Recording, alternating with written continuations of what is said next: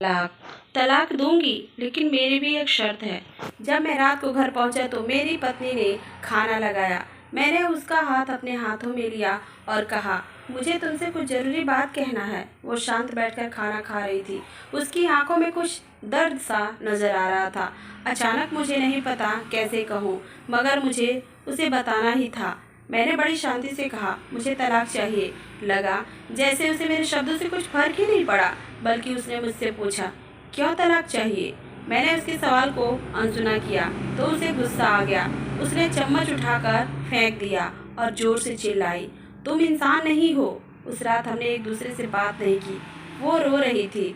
मुझे पता था कि वो जानना चाहती थी कि आखिर ऐसा क्या हुआ जो हमारा रिश्ता टूटने की कगार पर आ गया। पर मेरे लिए उसके सवालों का जवाब दे पाना नामुमकिन था। मैं अब किसी और से, प्रिया नाम था उसका, प्रेम करने लगा हूँ। अब मुझे उससे प्रेम नहीं रहा। मैंने उसे उसके बरसों के प्रेम की सजा दी थी। भरे मन से मैंने तलाक के पेपर तैयार किए। उसमें लिखा था कि वह पूरा घर, कार और कंपनी की 30% शेयर ले सकती है इस तलाक के बदले में। लेकिन उसने उस पेपर्स को देखा और उनके टुकड़े टुकड़े कर दिए। वो औरत जिसने मेरे साथ जीवन के 10 साल बिताए थे, वो आज मेरे लिए अनजान हो चुकी थी। मुझे इन 10 सालों का जो उसने मेरे लिए बर्बाद किए, मगर मैं क्या करूं? जो हो चुका उसे मैं बदल नहीं सकता था, क्योंकि मैं किसी और से, अपनी पत्नी से भी ज़्यादा प्रेम करने लगा था। आखिरकार उसके सब्र का बांध टूट गया और वो फूट फूट कर मेरे सामने रोने लगी। मेरे लिए उसका रोना एक तरह से उसकी रिहाई की तरह था। तलाक की ये बात जो कई दिनों से मुझे परेशान कर रही थी, अब बिल्कुल साफ हो चुकी थी। अगले दिन मैं घर काफ़ी लेट आया। मैंने देखा कि वो टेबल पर बैठकर कुछ लिख रही थी। मैंने शाम का खाना नहीं खाया था, लेकिन फिर भी मैं सीधे ऊपर जाकर अपने कमरे में सो गया, क्योंकि पूरा दिन प्रिया के साथ रहने और कई जगह घूमने के बाद मैं थक गया था। वो शायद रात को उसी टेबल पर लिखते लिखते सो गई थी। सुबह उसने तलाक देने की शर्तें बताई। वो मुझसे कुछ भी लेना नहीं चाहती थी। उसे सिर्फ तलाक से पहले 1 महीने का समय चाहिए था।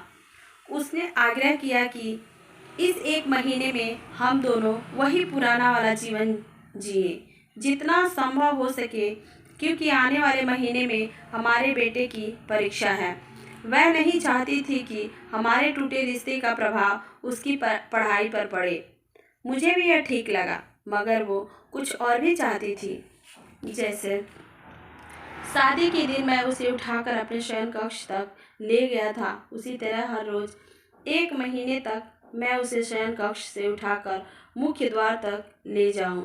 मुझे लगा यह पागलपन है, मगर इन आखिरी दिनों को थोड़ा अच्छा बनाने के लिए मैंने उसकी यह शर्त स्वीकार कर ली। मैंने प्रिया को अपनी पत्नी की सभी बातें बताई। वो हंसने लगी। उसे लगा मेरी पत्नी कितने भी तरीके अपना ले, तलाक होना तो तय है। मेरी पत्नी और मैं किसी से भी इस दौरान नहीं मिले थे, लेकिन उस दिन जब मैं उसे पहली बार उठाकर गेट तक लेकर आया तो हम दोनों काफ़ी अजीब महसूस कर रहे थे। पीछे से हमारा बेटा भी खिलखिलाकर खुश हो रहा था। अगले दिन यह काम थोड़ा सामान्य और आसान हो गया। वह मेरे सीने से लगी थी और मैं उसकी खुशबू महसूस कर रहा था। ऐसा लगा जैसे कई दिनों बाद मुझे ये खुशबू मिल रही थी, या फिर कई दिनों से मैंने उसके होने का एहसास ही नहीं किया था।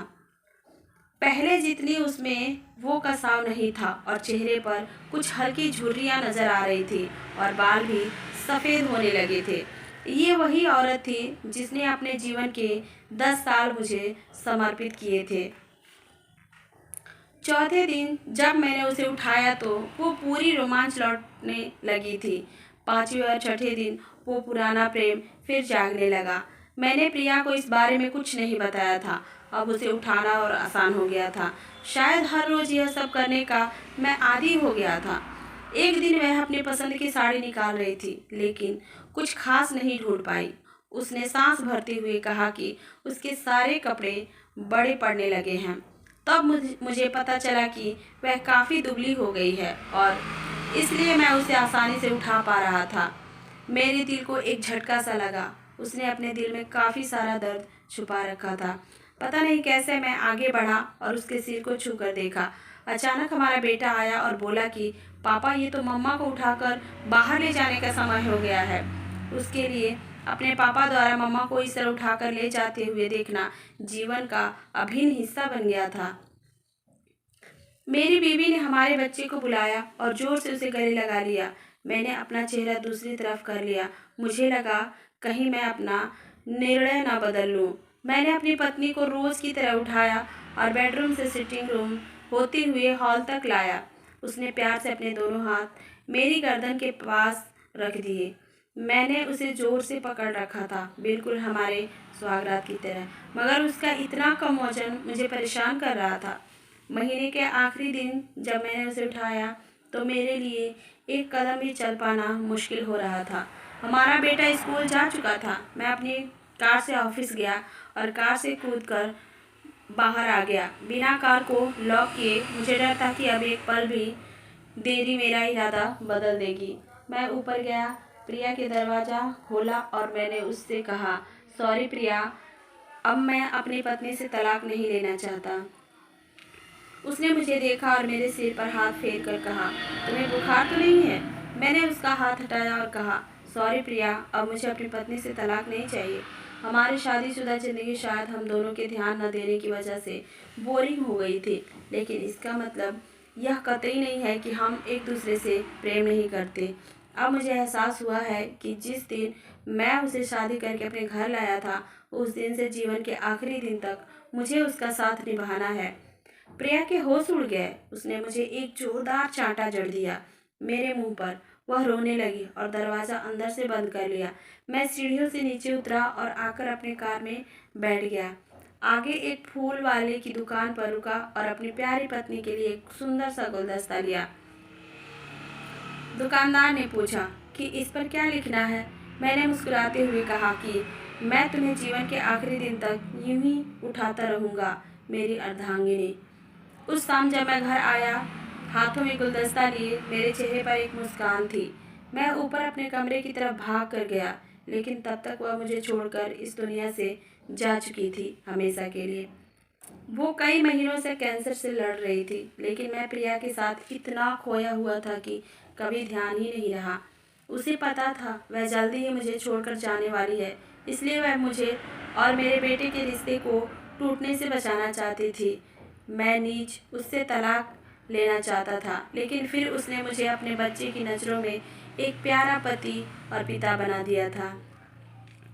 जीवन की छोटी छोटी बातें रिश्तों में बहुत महत्व रखती है। बड़ा घर, बड़ी कार और बैंक बैलेंस ये खुशियों का हिस्सा ज़रूर बन सकते हैं, मगर अपनों के बिना इनकी कोई कीमत नहीं। आप सभी को ये कहानी कैसी लगी, कमेंट बॉक्स में कमेंट करके ज़रूर बताइएगा। तो मिलते हैं नेक्स्ट वीडियो में।